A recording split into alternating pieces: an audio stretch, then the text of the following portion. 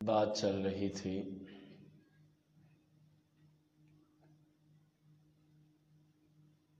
پہلے حکم دیا کہ آنکھیں جھکا کے رکھیں مرد و عورت، حتیٰ کہ عورت جو زیور پہنتی ہے اس کی آواز پہ بھی پابندی لگا دی، بلکہ یہ حدیث پاک ہی ہے جس قوم کی عورتوں کی زیور کی آواز غیر مردوں تک پہنچے، اللہ رب العزت یہ ایک ایسا سخت گناہ ہے، ایک ایسا سخت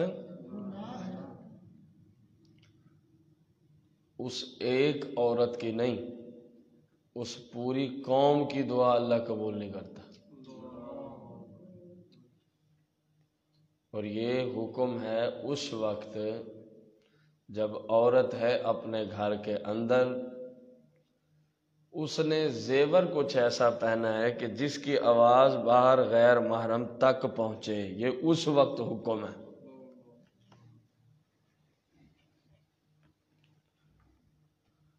اس سے آپ خود اندازہ لگا سکتے ہیں کہ جب گھر کے اندر عورت ہے، سونا چاندی لوہا پیتل تانبا، اس کی آواز غیر مرد تک جاتی ہے تو فرمایا پوری قوم کی دعا قبول نہیں ہوتی۔ جی اج بہ جا اندر نہیں معافی ہونی، اکثر تسی لیٹ ہونے، بس ٹھیک ہے کافی ہے اتنا۔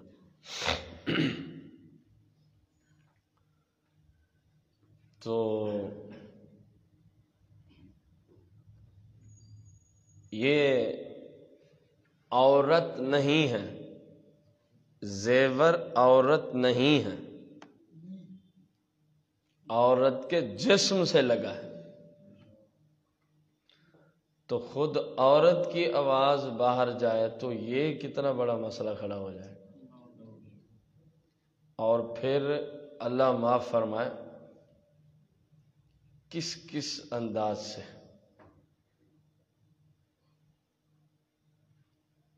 کوئی گلی مجھے تو نہیں لگتی کہ کسی وقت بندہ گزرے وہاں عورتیں باہر بیٹھ کے گپے نہ ہانک رہی ہیں، کوئی آپ کو نظر آتی ہے؟ مجھے نہیں لگتا۔ ہماری گلی تو کم از کم ہر وقت اس گناہ میں ملوث، دو چار بیٹھی ہیں، کوئی کھڑی ہیں کوئی بیٹھی ہیں، اور پھر ہنسنے کا انداز ایسا ہے، اللہ کی پناہ آپ کو شرم آ جائے اگر آپ کوئی حیا رکھتے ہیں گزرتے ہوئے، یار یہ کیا ہو رہا ہے، ان کو کوئی شرم و حیا نہیں۔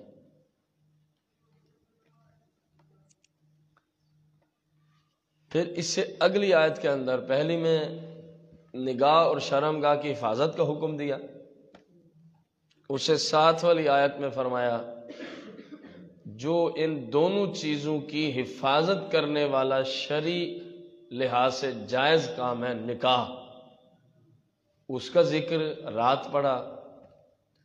اور اب تیسری بات ہے کہ پہلی آیت میں نگاہ و شرمگاہ کی حفاظت کا حکم، نگاہیں جھکاؤ شرمگاہوں کی حفاظت کرو۔ دوسری آیت میں پھر اسی معاملے کو شرعی لحاظ میں ڈھالنے کے لیے نکاح کا سسٹم عطا فرمایا۔ اب یہ بھی تو ہو سکتا ہے کہ کوئی بندہ نکاح کسی وجہ سے کر ہی نہیں پا رہا، بیسیوں مجبوریاں، خصوصاً ہمارے اس دور میں سب سے زیادہ مجبوری کپڑے اور کھانا، یہ سب سے بڑی مجبوری ہے نکاح نہ ہونے میں، کپڑے سامان اور کھانا۔ یہ عذاب ختم ہو جائے تو بندہ ایک دن میں 4 بیٹوں کی شادی کر سکتا۔ جاؤ 5,000 روپے حق مہر 6 مہینے کے بعد دیں گے، 6 سال کے بعد دیں گے، اسلام نے کہا ٹھیک۔ اگر یہ بھی نہیں تو جب مریں گے دیں گے۔ اسلام نے کہا ٹھیک، کہیں برائی کا دروازہ بند ہونا چاہیے،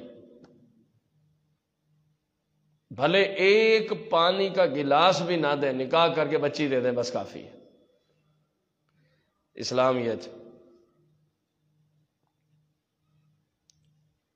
اور آپ بچی والے بھی بچے والے بھی اچھے خاصے پیسے کھانے کے لیے درکار ہیں، پھر کپڑے پہلے تو ہوتے تھے نا دلہا اور دلہن، اب کئی کڑیاں اور ساتھ مل گئی ہیں۔ مجھے وہ ساری رسمیں آتی تو نہیں ہیں، میں بس وہ مفہومی جملہ بول گیا ہوں۔ یہ اس کی فلاں لگتی ہے تو اس کے بھی کپڑے بنانے ہیں، اس کی فلانی ہے تو اس کے بھی ہم نے بنانے ہیں، فلانی ہے تو اس کے بھی، خود بھلے اپنے پہننے کے نہ ہوں ان سب کو دینے ہیں۔ یہ ہم نے دین بنایا ہوا ہے اپنے اعتبار سے۔ اسلام میں ایسا نہیں ہے، اسلام میں ایسا یہ ظلم اگر اٹھ جائے تو زنا کسی حد تک کنٹرول ہو جائے گا۔ جب 35 سال کی بچی ہوگی، آپ نے شادی نہیں کی، حکم تھا 18 سال سے ہی، تو پھر کوئی نہ کوئی تو مسئلہ آنا ہے کہ نہیں آنا؟ کیونکہ میں نے خود رسول پاک کی حدیث پڑھی ہے، فرمایا جب تمہیں بچی بچہ بالغ ہو جائے اور مناسب رشتہ مل رہا ہو، وہاں مناسب کا مطلب تھا جس کا عقیدہ بھی ٹھیک ہو، دینداری بھی ٹھیک ہو، یہ تھا، اور دنیا جہان کی کوئی چیز بیچ میں نہیں تھی، تم فوراً نکاح کر دو۔ فرمایا اگر تم نے یوں نہ کیا، تمہیں مناسب رشتہ مل رہا ہے، کیا مطلب ہے؟ بچے کا عقیدہ بھی ٹھیک ہے اور سیرت بھی، فرمایا اگر ان کی طرف سے پیغام ہے فوراً نکاح کر دو۔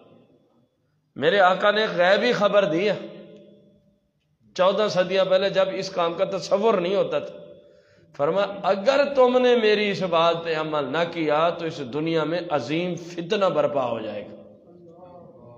دیکھ رہے ہیں آپ آج یہ رسول پاک نے 14 صدیاں پہلے فرمایا، حدیث پاک کس کس طرح منہ کالا کر رہے ہیں لڑکے اور لڑکیاں، کیونکہ نکاح جو ہے نگاہ اور شرمگاہ کی حفاظت کا ایک اہم ترین ذریعہ ہے، یہ خود رسول پاک کا فرمان۔ نکاح سے نگاہ کی بھی حفاظت ہوتی ہے، شرمگاہ کی بھی حفاظت، دو بندوں کی حفاظت ہوگی ایک نکاح میں، ادھر ہونے والی دلہن ادھر ہونے والا دلہا، اور ہمیں تو کافر ہی کھا گئے۔ انہوں نے ہر ہمارے دین کے معاملے کو ایسا پیش کیا کہ آپ بھٹکتے ہی رہیں۔ نکاح بھی تو کافروں کی وجہ سے مہنگا ہوا اور زنا انہی کی وجہ سے سستا ہو گیا۔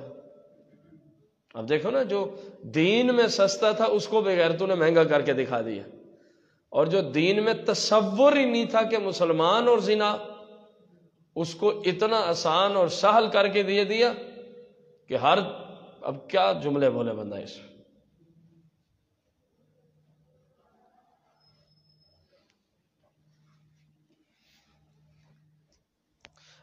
اور پچھلے دنوں رب نے دکھایا بھی ہے،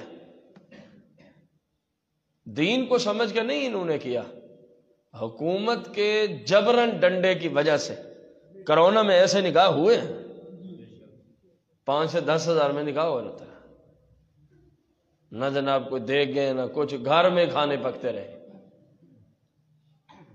اور ڈھول ڈھمکے بدماشیاں سب کچھ ہی ختم، بلکہ الٹا باہر بندے کھڑے ہوئے رہے گیٹ بند کر کے، دیکھنا کوئی آ تو نہیں رہا۔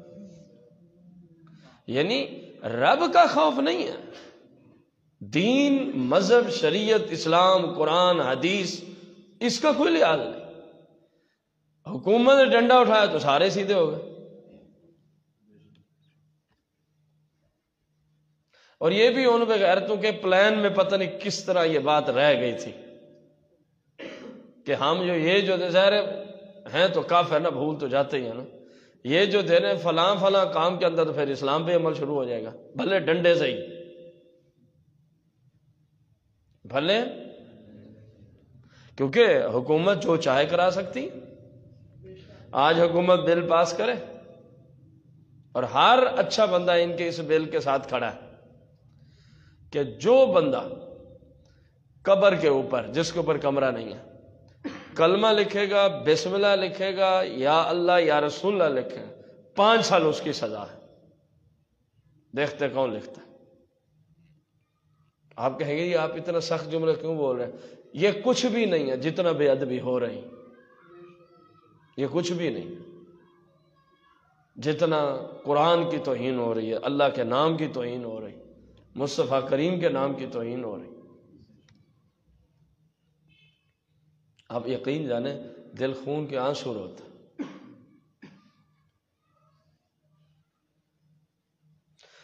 ایسی تختیاں بھی آئیں جن کے اوپر کچھ نہیں نظر آتا کہ کیا ہے، اتنا اوپر مٹی چڑھی ہوئی ہے۔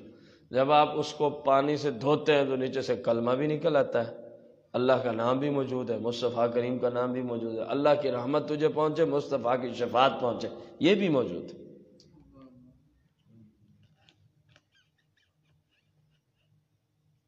لیکن حکومت کو کب فرصت ہے کہ وہ کوئی اچھا کام بھی کرے؟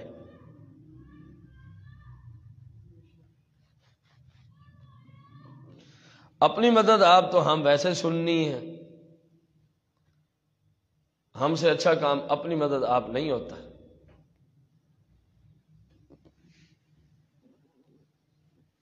یہی جو 500,000 روپیہ تم نے ان کو دیا، پھر اس کے لگانے پہ 5-7 ہزار لگائے، یہی 5-10 ہزار روپے کسی مسجد میں اپنی ماں کے نام کا دے دیتے تو پتہ نہیں کب تک اس بیچاری کو ثواب ملتا رہتا، کب تک آپ کے باپ کو وہ ثواب پہنچتا رہتا۔ چلو لکھوا ہی لیا تھا تو پھر ہفتے بعد جا کے کپڑا مارا تھے، بس بات ختم ہوگی، توہین نہ ہوتا۔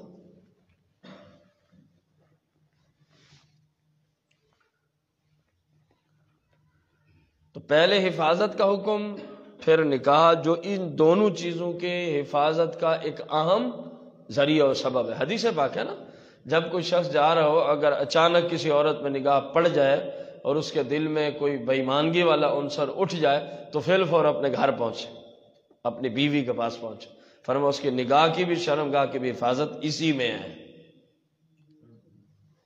وہ گناہ سے بچ جائے گا۔ ہم یہاں جناب والا نہ بچیوں کا نکاح ٹائم کرتے ہیں نہ بچوں کا کرتے، عمومی طور پہ یہاں 30 سال 28 سال 32 سال یہ ہمارے جوانوں کی شادی، حالانکہ 18 سے 22 سال کے درمیان ہو جانی چاہیے تھی۔ جس دور سے خصوصاً ہم گزر رہے ہیں، جس دور سے خصوصاً ہم، ڈگریاں پوری ہو جائیں بھلے جو قبر و آخرت ساری تباہ ہو جائے، ڈگریاں پوری ہو جائیں۔ اب تیسرا درجہ دیا ہے قرآن نے، حفاظت بھی قرآن نے کہا، اس کا ذریعہ بھی قرآن نے دیا، نکاح۔ اب تیسرا درجہ یہ ہے کہ اگر کوئی نکاح کر نہیں سکتا، جیسے آج کل ہمارے معاشرے میں نوجوانوں کا نکاح والدین جلدی نہیں کرتے، بچیوں کا نکاح نہیں کرتے، یہی رونا میں اب تک روتا رہا، تو پھر ہمیں کیا کرنا ہوگا؟ دیکھیں، وَلْيَسْتَعْفِفْ، اور فرض ہے بچتے رہیں، الذین، وہ لوگ، لا یجدون، جو نہیں طاقت رکھتے، نکاحا، کس چیز کی؟ وہ نہیں رکھتے یا گھر والے نہیں ہونے دیتے، بات تو ایک ہی ہے نا جی۔ حتیٰ یہاں تک کہ یغنیہ، طاقت عطا کر دے نکاح کی، ہم ان کو، اللہ ہو، اللہ من فضل، اپنے فضل سے۔ تو جب تک نکاح ہوتا نہیں تو اپنی آپ کی کیا کرنی ہے؟ یا رسول اللہ کیسے کریں؟ فرمایا روزے رکھو، یہ حضور پاک نے عطا فرمایا۔ جب کسی کی شادی کسی وجہ سے نہیں ہو رہی اور اس کے اوپر شیطان سوار ہو گیا تو فرمایا اس کو اتارنے کا ایک ہی حل ہے، وہ ہے روزے۔ فرمایا روزے تم رکھو، یہ اب خود بخود ہی مر جائے گا۔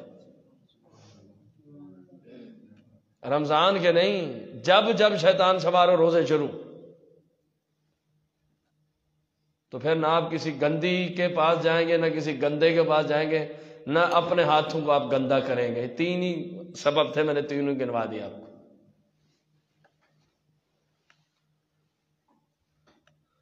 یہ کرے کون؟ جو گندگی میں منہ مارنے کے لیے پتہ نہیں کیا کیا ہیلے بہانے تراشتے ہیں، وہ روزے رکھیں گے. یہاں تو ایسے ظالم ہیں بیوی کے ہونے کے باوجود ظلم کے اندر لگے ہوئے ہیں. ایک حلال ذریعہ ایک بندے کے پاس موجود ہے، وہ بھی لعنت اٹھا رہا ہے. تو بہرحال قرآن تو ان کے لیے ہے جو قرآن پہ ایمان رکھتے ہیں، جو قرآن پہ یقین رکھتے ہیں. اللہ نے فرمایا ان پہ فرض ہے، جب تک ان کا نکاح نہیں ہوتا اپنی آپ کی حفاظت کرنا ان پہ. رسول پاک نے پھر قرآن کی آیت کی تفسیر کرتے فرمایا حفاظت کا طریقہ ہے روزے رکھو. جب دیکھو نا شیطان اب سوار ہو گیا، اب یہ میری جان کہیں نہ کہیں مجھے منہ مارنا ہی پڑے گا حرام میں، تو فرمایا روزے. جب ہم روزے رکھیں گے اس غرض سے تو آگے رسول پاک کا جو فرمان ہے اللہ اس پہ برکت ڈال دے گا. آپ کے جسم سے وہ جو غلاظت والا سسٹم اٹھ رہا ہے وہ ختم ہو جائے گا. وہ جانے، ان کا رب جانے، ہمیں تو جو حکم ہے وہ کرنا ہے بس. لیکن یہ مسلمانوں کے لیے حکم، جو بے ایمان ہیں 20 ہیلے بہانے سے گندے اور ہاتھ گندے کرتے ہیں، ان سے کیا کلام. توجہ، والذین، اور وہ لوگ یبتغون الکتاب مما ملکت ایمانکم فقاتلوا ان علمتم فیہم خیرا. غلام اور لونڈی کے بارے میں ایک حکم آیا ہے. آپ نے کئی بار لفظ سنا ہے کہ مکاتب غلام. اس کا مطلب یہ ہوتا ہے کہ غلام اگر اپنے آقا کو کہے کہ یار تو کتنے پیسے لے کے مجھے آزاد کر دے گا، فرض کیا وہ کہتا ہے میں 50 دینار لوں گا. اس زمانے میں جب غلام ہوتا، اب غلام کو اجازت ہو کہ جا کما اور 50 دینار پورے کر. جب 50 پورے ہو گئے آزاد. اسی چیز کا اس آیت میں ذکر ہے. دیکھ، والذین، اور وہ یبتغون الکتاب، جو کتابت چاہیں، لکھ پڑھت چاہیں، مما ملکت ایمانکم، وہ کہ جو تمہارے ہاتھ کی ملک ہیں، لونڈیاں اور غلام. تو فکاتبوہم، کچھ نہیں ہوتا، لکھ دو بھئی اتنے پیسے دے کما کے تو آزاد ہے. ان علمتم فیہم خیرا، اگر تم اس میں کوئی بھلائی جانتے ہو، تمہیں سمجھ آ رہی ہے بھی اتنی عقل مند ہو گیا ہے غلام کے کما کے پیسے مجھے دے دے گا، تو لکھ دو، کوئی نہیں، اچھی بات. وَآتُوهُم مِّن مَّالِ اللَّهِ الَّذِي آتَاكُمْ، اور جب وہ مکاتب ہوں تو پھر ان کی مدد بھی کرو اس مال سے جو اللہ نے تمہیں دیا ہے. یعنی اگر ہمیں پتہ چلے فلاں غلام مکاتب ہو گیا اور اس نے 50,000 روپے اپنے یا لاکھ روپے آقا کو دینا ہے اور اللہ نے ہمیں مال دیا، تو اس کی مدد کرنے کا اللہ نے ہمیں حکم دیا ہے تاکہ وہ جلد از جلد آزاد ہو جائے. اور اسی کے تحت علماء فرماتے ہیں اگر کوئی مقروض بندہ ہے تو کوشش کرے اس کا قرض ادا کرنے کی. اسی کے تحت علماء فرماتے ہیں اگر کوئی بندہ قیدی ہے اور اس پہ کوئی ایسی صورت حال ہے کہ وہ بیچارہ خود نہیں برداشت کر سکتا، آپ اگر اس کے تعاون کریں تو وہ نکل آئے گا باہر، وہ باہر نکل آئے گا، کیونکہ وہ بھی مجبور محض ہے، وہاں کیا کر سکتا قید خانے، تو اس کی بھی مدد کرو. آگے مسئلہ اور ہے، وَلَا تُكْرِهُ فَتَيَاتِكُمْ عَلَى الْبِغَاءِ إِنْ أَرَدْنَا تَحَسُّنًا لِتَبْتَغُوا عَرَضَ الْحَيَاةِ الدُّنْيَا. یہاں پہ ایک اور بڑا اہم مسئلہ ہے، رئیس المنافقین. یہ ایسا دیوس بندہ تھا، عقیدے میں تو ویسے لانتی تھا لیکن کردار میں بھی بڑا گھٹیا انسان تھا. رئیس المنافقین صلی اللہ علیہ وسلم.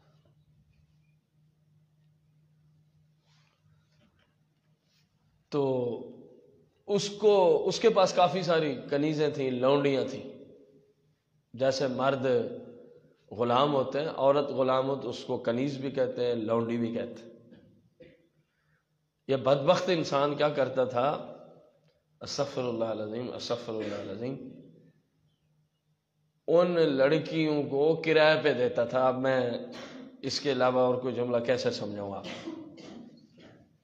جیسے آج کل زنا کے اڈے لوگوں نے کھول رکھے،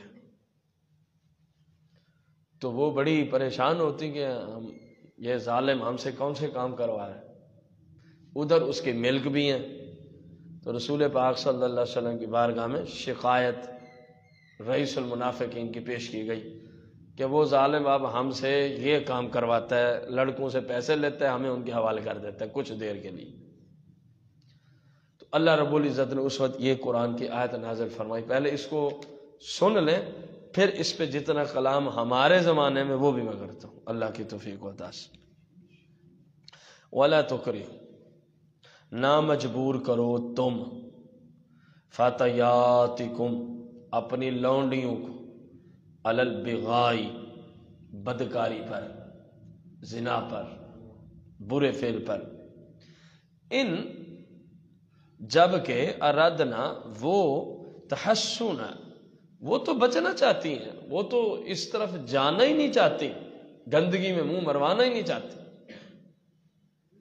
تو تم کیوں ان کو دیتے ہو لڑکوں کو، غیر مردوں کو، لِتَبْتَغُوا عَرَضَ الْحَيَاةِ الدُّنْيَا، تاکہ دنیا کا کچھ مال تمہیں مل جائے، تاکہ دنیا کا کچھ۔ وَمَنْ، اور جو بندہ، یُکرِہُنَّ، انہیں مجبور کرے گا اس بدکاری پر، فَإِنَّ اللَّهَ، تو پس بے شک اللہ، مِن بَعْدِ اِکْرَاهِهِنَّ غَفُورٌ رَحِيمٌ، ان کے مجبور کیے جانے کے بعد ان کو بخشنے والا مہربان ہے۔ ان لونڈیوں کو بخشنے والا، ان کے مجبور کیے جانے کے اسی پہ اب کلام ہے۔ اللہ رب العزت نے رئیس المنافقین کی اس گندی سوچ پر 14 صدیاں پہلے ہی حکم نازل فرما دیا تھا کہ تم اپنے ہاتھ کے ملک غلام عورتوں کی عزت کے سودے نہیں کر سکتے۔ پوری لونڈی بیچنا جائز ہے لیکن زنا کاری کرانے کی اجازت نہیں ہے۔ سمجھ آئیے، جو خرید گیا لونڈی پوری، وہ اس کی بیوی کے مثل ہوتی ہے، یعنی لونڈی بغیر نکاح کے اپنے آقا کے حق میں ایسے ہی ہے جیسے نکاح کے ساتھ بیوی ہوتی ہے، سادہ لفظ میں۔ اللہ رب العزت نے فرمایا لیکن تم ان سے بدکاری نہیں کروا سکتے، ان کا مسئلہ تو وہاں حل ہو گیا۔ اب ہمارے زمانے میں کیا ہو رہا ہے، سب سے پہلے ایک مسئلہ سمجھیں پھر اس کی آگے شکیں۔ قرآن نے کہا کہ اگر ان کا آقا ان کو مجبور کر دے گا تو پھر وہ گناہگار نہیں ہوں گی۔ اس کے تحت علماء تفاسیر نے لکھا کہ اگر کسی خاتون کو کوئی گنڈوں نے اغوا کر لیا اور اس کو کہتے ہیں کہ یہ برا فعل کر ہمارے ساتھ، منہ کالا کر، ورنہ تجھے گولی مار دیں گے، ورنہ تیرا فلاں عضو کاٹ کے رکھ دیں گے، مثلا ہاتھ ہے، ناک ہے، کان ہے، اگر تو واقعی اسی درجے کی پریشانی سر پہ کھڑی ہو گئی، کس درجے کی، یا جان سے مار دیں گے یا کوئی، تو اب نہ چاہتے ہوئے اس کے ساتھ جو برا فعل کیا گیا عورت کو گناہ نہیں ہوگا، لیکن ہر بندے کی نیت اللہ جانتا۔ جب معاملہ شروع ہو پھر اس پہ وہ بھی راضی ہو گئی، ظاہر برابر کی گناہ گار۔ آخر تک اگر وہ اسی بات پہ ڈٹی رہی کہ یا اللہ تو جانتا ہے، صرف مجھے جان کی دھمکی، مارنے کی دھمکی دے رہے ہیں، یہ نہیں ہے کہ پتہ ہے کہ ویسے ہی کہہ رہا ہے، میں اگر اس کی بات نہیں مانوں گی تو مجھے کچھ بھی نہیں کہے گا، کیونکہ رشتہ دار جو ہے اس کو پتہ ہے مجھے کچھ کہا تو عذاب عظیم کھڑا ہو جائے گا اس کے لیے، اس وقت مجبور نہیں سمجھی جائے گی۔ یہ تو ہر لڑکی کو ہر لڑکا جملے بول دیتا، اس وقت مجبور نہیں سمجھی جائے گی۔ مجبور اسی وقت ہے جب کسی ایسی حالت میں ہے، اغوا ہو گئی یا اس کو پکڑ کے کسی جگہ لے گئے، بدماشوں کا تسلط ہے، مار دیں گے، واقعی مار دیں گے۔ ظاہر ہے جو اس کو کسی جگہ اغوا کر کے لے کے گئے وہ مار دیں گے۔ اب گھر کے اندر جو کوئی اس کو کہہ رہا ہے اس کا کزن مزن یا کوئی بغیرت دلہ دیوس، تو ظاہر ہے وہ عورت کسی صورت بھی نہ مانے، اس کو پتہ ہے یہ صرف خواہ مخواہ میں باتیں کر رہا ہے، اس کی جرت نہیں ہے کہ میرا ہاتھ کاٹ کے رکھ دے، ورنہ اس کو گھر والے کھا نہیں جائیں گے زندہ ہی۔ اب مجبور نہیں سمجھی جائے گی، اب مجبور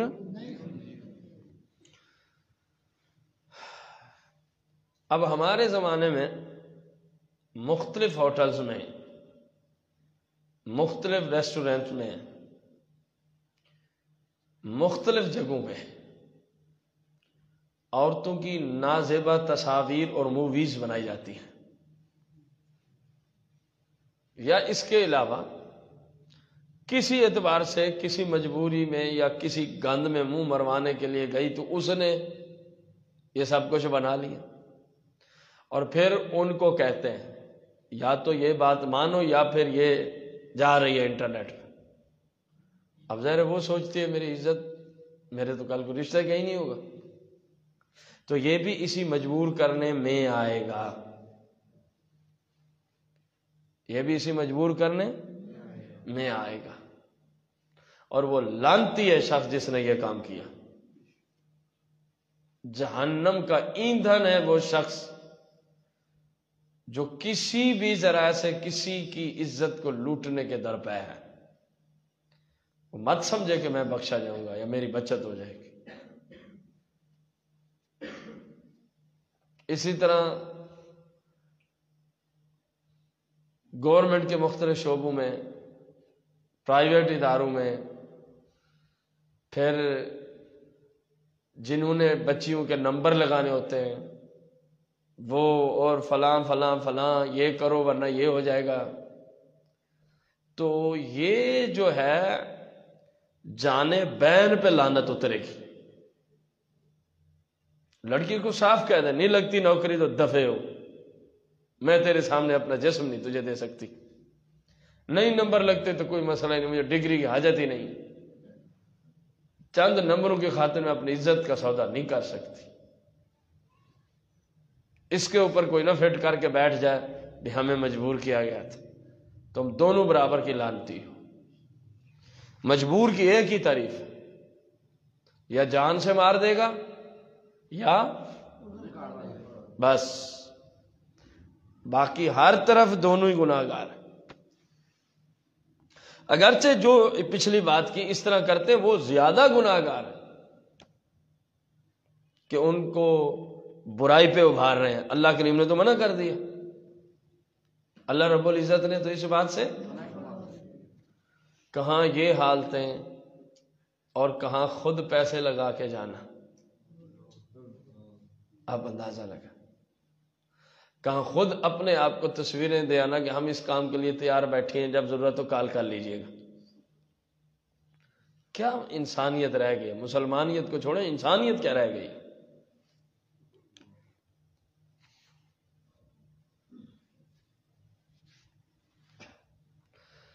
حکومت کے جو سرکردہ آفیسرز ہیں شہروں میں، ان سب کو اس چیز کا پتہ ہے کہاں کیا ہو رہا ہے، ماہانہ منتھلیاں جاتی، یہ نہیں کوئی ان سے چھپ کے نظام چل رہے ہیں۔ آج حکومت وقت سیدھی ہو جائے، یہ سارے برائی کے اڈے 2 دنوں کے اندر ہی ختم ہو جائیں گے۔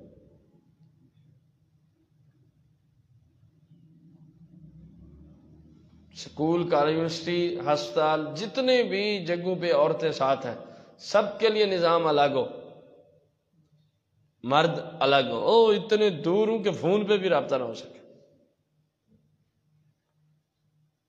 برائی کا دروازہ بند ہوتا کہ نہیں ہوتا؟ جب تم نے ان کا لباس ننگا کر دیا، پھر ان کو کہنا جی بن سنور کے تم نے آنا ہے، تو پھر کیسے ممکن ہے کہ برائی معرض وجود میں نہ آئے؟ پھر کئی گھنٹے انہوں نے اکٹھے رہنا ہے، ان کے کمرے میں جب وہ چلے جائیں کسی کی جرت نہیں کہ اندر جائیں، قانون تو تمہارا ایسے. ڈاکٹر صاحب کے کمرے میں نرس ہو گئی ہے، مجال ہے کسی کی کہ کوئی دستک ہی دے سکے؟ تو حرام کاریاں نہ ہوں تو اور کیا ہو. لباس تو وہ ایسے پہن کے آتی ہے گویا ہونا نہ ہونا برابر.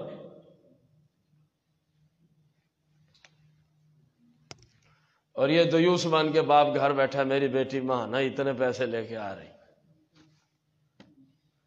حرام الگ ہے، دیوس بن الگ ہے. پیسہ مسلمان کا زیور نہیں. مسلمان کا زیور قرآن و سنت پہ عمل کرنا ہے، اسی میں عزت ہے، اسی میں دونوں جہانوں کی بھلائیاں ہیں.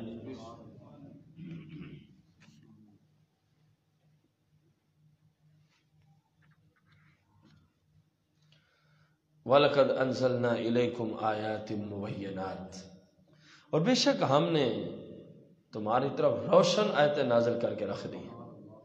دیکھو نا، ہر چیز کا روشن بیان ہمیں قرآن سے ملتا ہے. وَمَثَلًا مِّنَ الَّذِينَ خَلَوْا مِن قَبْلِكُمْ، اور مثال کے طور پر ہم نے تم سے پہلے والے لوگوں کے حالات بھی تمہیں بتا دیے ہیں کہ اگر انہوں نے اپنے پیغمبروں کی بات نہیں مانی تو پھر ان کا حشر کیا ہوا ہے. اگر انہوں نے اپنے وقت کے زمانے کے پیغمبر کے لائے ہوئے دین پہ عمل نہیں کیا تو ان کا حشر. ساری باتیں نہ فرماتے، ہم مفصل بیان کر دی ہیں ہم نے قرآن مقدس.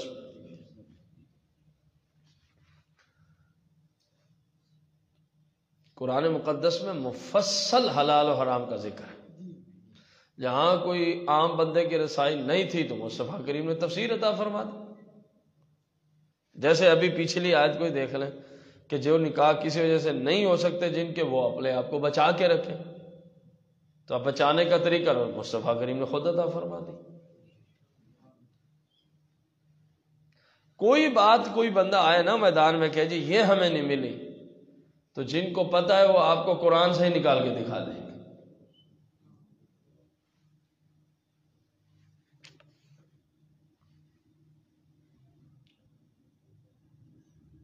وَمَوْعِظَةً لِّلْمُتَّقِينَ، اور یہ پیچھے لوگوں کے ہم نے جو قرآن میں حالات ذکر کیے ہیں، رب فرماتا ہے وَمَوْعِظَةً، یہ بہت بڑی نصیحت ہے. لِلْمُتَّقِينَ، کن لوگوں کو نصیحت ہے؟ یعنی کسی کا حال پڑھ کے اس سے عقل مند ہو جانا، یہ متقی لوگوں کی صفت ہے. کہ قوم لوط نے اگر اپنے پیغمبر کی بات نہیں مانی، لواطت میں لگے رہے تو تباہ بھی ہو گئے. اس کو پڑھ کے اپنے آپ کو سنوار جانا، یہ عقل مند اور متقی لوگوں کی صفت ہے. اور اس نظریے کو سننے، پڑھنے، سمجھنے کے بعد بھی غلاظت میں منہ مارتے رہنا، یہ پھر کل انعام بل ہم اضل کی صفت ہے. وہ حیوانوں سے ہی ابتر ہے، وہ انسان ہی نہیں ہے. ناپ تول والوں کا حال پڑھ لیا کہ انہوں نے کمی کی تو رب نے کیسے تباہ و برباد کر کے رکھ دیا. اب پڑھنے، سننے، سمجھنے کے بعد کوئی یہی کام کرے تو وہ کل انعام بل ہم اضل سے بھی گزرا. ہاں متقی ہوگا تو نصیحت پہلے کہیں ہو گئی اونچ نیچ، بس ٹھیک ہے. یہ تو ڈائریکٹ قرآن کہہ رہا ہے جس نے یہ کام کیا رب نے ان کو ہلاک کر کے رکھ دیا. ہمارا کیا بنے گا قبر میں؟ ایک حقیقت مسلمہ ہے. میں اصولوں کے تحت بات کر رہا ہوں، مجھے پتہ کوئی نہیں ہے، نہ اس کو آپ خامخواہ طول دینا. اگر اللہ معاف فرمائے، اللہ معاف فرمائے، قبر کے اندر جن کو عذاب ہو رہا ہے ان میں سے کوئی ایک بندہ باہر آ جائے اور لوگوں کو آ کے بتا دے کہ اس میں کیا کیا ہے، تو یقین جانے سب کے 14 طبق ہی روشن ہو جائیں. اتنے سخت عذاب ہیں قبروں میں. لیکن ہمیں پرواہ ہی کوئی نہیں، جو مرضی ہو رہا ہے، جس طرح مرضی ہو رہا ہے، ٹھیک ہے ٹھیک ہے. نہیں ہے ٹھیک، ٹھیک وہی ہے جو مصطفیٰ کریم کی شریعت ہے، جو اللہ کا دین ہے. اس سے سوا باقی سب دھوکہ ہے، فراڈ ہے، اپنے آپ کو ہلاکت میں ڈالنا ہے. کائنات کا کوئی بندہ جب دین کے خلاف بات کرتا ہے سمجھ لیں یہ آپ کا دشمن ہے، اگر وہ آپ سے ہی تقاضا کر رہا ہے. ایک اس چیز کا خاص خیال رکھ دوسرا اس چیز کا وہ حدیث بھی پیچھے گزری ہے کہ بس ہم ہی سب کچھ ہیں، باقی تو سارے مسلمان ہی فارغ ہو گئے. یہ بھی کسی منحوس بندے کا کام ہو سکتا، کسی دیندار شخص یا جو قرآن اور حدیث کی روح کو سمجھتا ہے. اللہ نے جس کو قرآن و حدیث کے علم سے اس کے سینے کو منور کیا ہے، اس سے کبھی آپ وہم و خیال میں بھی یہ بات نہیں سن سکتے. یہ بہت بڑی شیطنت ہے کہ جہاں ہم کھڑے ہیں جو وہاں کھڑا ہے تو ٹھیک ہے، ورنہ نہیں آیا تو پھر بات ختم ہو گئی. کس حدیث میں لکھا ہے جو آپ کا مرید نہیں ہوا بات ختم ہو گئی؟ ہمیں تو ایسی بھی نہیں ملی کہ کسی کا بندہ مرید ہو، تیری گلی میں آنا تو دور کی بات. اور یہاں یہی چکر ہے، جس پیر صاحب کو دیکھو گے میرے پاس نہیں آنا، یہ فارغ ہیں سارے.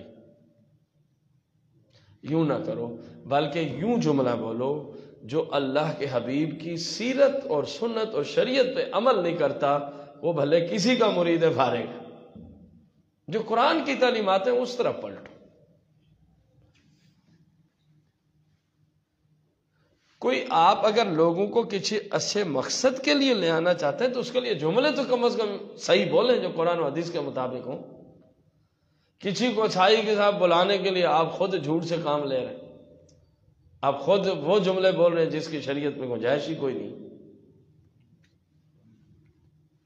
چلو یہ جو بھی یہ بندہ بات کر رہا ہے، کوئی مرید ہے فرض کیا جو ہمارے پیر صاحب کا مرید نہیں، وہ فارغ ہے، تو اس سے پوچھیں آپ کب کے مرید ہیں؟ اسی کے جملے میں اسی کوئی وہ کر لیں، آپ کب سے مرید؟ مجھے تقریباً ہو گئے کوئی 3 سال ہو گئے. تو 3 سال سے پہلے آپ کیا تھے؟ مسلمان تھے یا فارغ تھے؟ جیسے آپ دوسروں کو فارغ کرا دے رہے. اسی طرح کسی تنظیم کا یہ نعرہ ہو، کسی تحریک کا یہ نعرہ ہو، ان سے پوچھیں جی آپ کی بنیاد اور آپ کو کتنا عرصہ ہو گیا؟ 2 سال آئے ہوئے ہو گئے ہوں گے، 3 سال، اس سے پیچھے آپ مسلمان نہیں تھے؟ آپ جو سب کو فارغ کیے جا رہے ہیں. خدا کا خوف کرنا چاہیے انسان.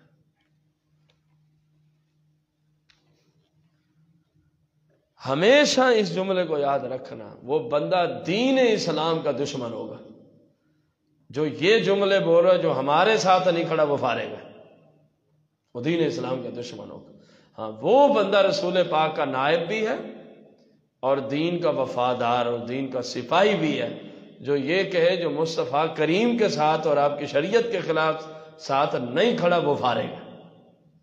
یہ جملہ وہ ہے جو 14 صدیوں سے صحابہ سے رسول پاک سے آج تک معتدل مسلمان لگاتے آ رہے ہیں.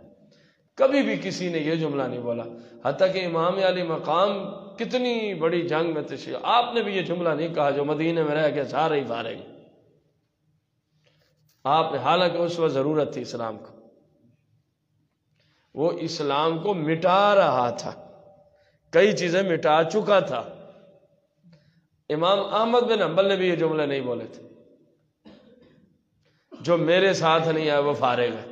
ہر عالم اپنی اپنی جگہ کھڑے ہو کے دین کا کام کر رہا تھا. کیا امام احمد بن حنبل اکیلے ہی اس مسئلے کے اندر شکار ہوئے تھے؟ نہیں، کتنے اور علماء ہیں جو اپنے اپنے اداروں میں کام کر رہے ہیں. جب پوچھا گیا ہاں قرآن مخلوق ہے، نہیں ہے، انہوں نے کہا ذبح کرو، انہوں نے کہا بالکل حاضر. اب آپ کے ساتھ تو کالی کوٹھڑی میں نہیں گئے تھے، آپ نے تو کوئی فتویٰ نہیں لگایا. تو سیم اسی طرح، بالکل اسی طرح ماحول ہے اس وقت. آپ کسی بھی مسلمان سنی کے پاس جائیں اور اس سے پوچھیں ہاں بھی تیرا ختم نبوت کا کیا عقیدہ ہے، کہے گا لعنت ہے اس پہ جو رسول پاک کو آخری نبی نامہ. کوئی سنی ایسا ملے گا جو آپ کو ختم نبوت کا منکر میں؟ ہاں بھی ناموس رسالت کے بارے میں تیرا کیا کیا؟ وہ لعنتی ہے شخص جو حضور کے بعد ایک جملہ بھی ایسا بولے جو آپ کی شان کے خلاف. اب آپ کہیں کیونکہ میرے ساتھ نہیں کھڑا ہوا تو فارغ ہے، عقیدہ تو اس کا ناموس رسالت والا ہے، ختم نبوت والا ہے. آپ کون ہوتے کسی کو فارغ کرنے والے؟ آپ کو کس نے حق دیا؟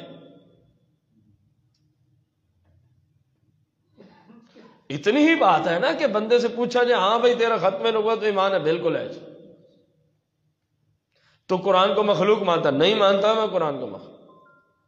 بس مسلمان ہونے کے لیے کافی ہے. نہ امام علی مقام آپ نے تو یہ بھی نہیں پوچھا کسی سے جا کے ہاں یزید کے بارے میں کیا خیال ہے، کیونکہ آپ کو پتا ہے جتنے بھی کھڑے ہیں سارے اس کے خلاف. شاید کوئی 50واں حصہ بھی کربلا میں نہیں پہنچا جتنے صحابہ اور اہل بیت کے بندے پیچھے کھڑے. تو تیرے مرید ہونے کی کیا اوقات ہے؟ تو اپنے مرید ہونے پہ لوگوں کو بند کر کے کھڑا.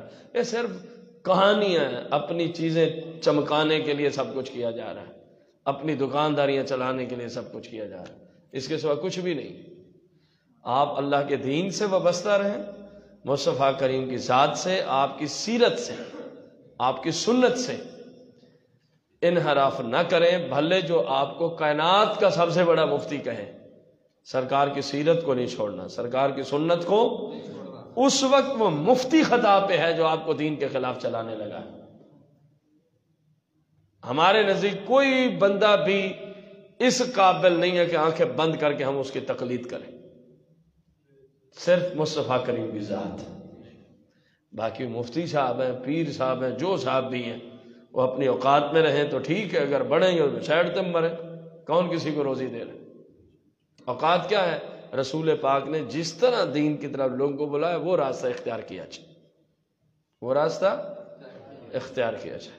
اللہ تعالی ہمیں حضور پاک صلی اللہ علیہ وسلم کی مبارک سیرت پر عمل کی توفیق عطا فرمائے.